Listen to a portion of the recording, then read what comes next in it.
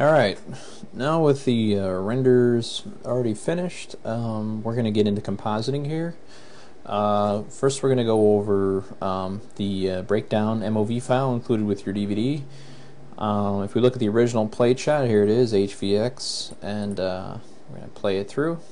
Pretty simple. And then we see ground reflection pass that we rendered. Here's the guardrail right here. There's multiply, ground occlusion pass. This is of course alpha'd, so we're just going to go straight through.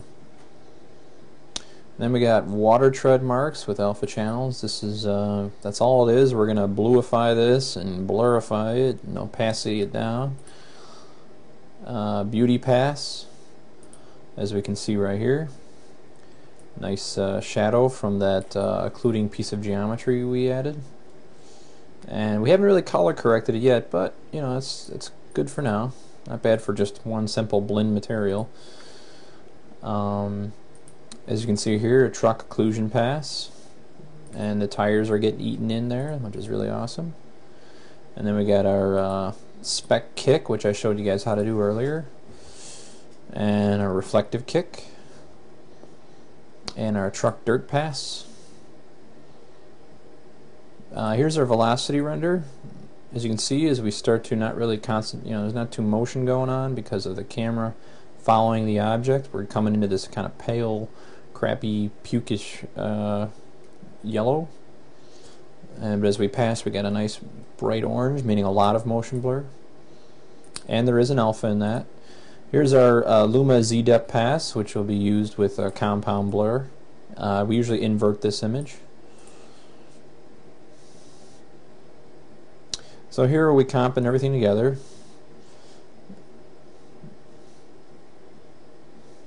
As you can see, I kind of added two occlusion passes there, and one is the blurred ground occlusion, just a little bit more, so I got a little bit more darkness added to, and just add that on. Sometimes you want to double up your occlusion passes, especially your ground, depending on your scene. So there's the motion blur added. Motion blur really makes things come to life. I can't really push that anymore. Now you'll notice in the final comp, it's looking pretty good, except it looks like somebody got shot up against this thing. Probably a little overkill on the dirt. But as you can see, it really looks awesome, but it starts to give itself away a little bit at the end here.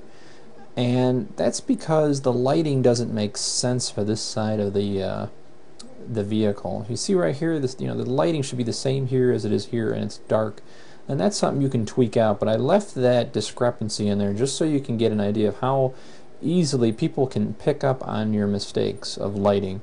So a good remedy for this is to add maybe another point light here with a quadratic fall off and fill in that light and just get this whole area more less sharp and more diffuse. And a lot of what you don't see here is some of the color correction we did in post. So we're going to go over that right now.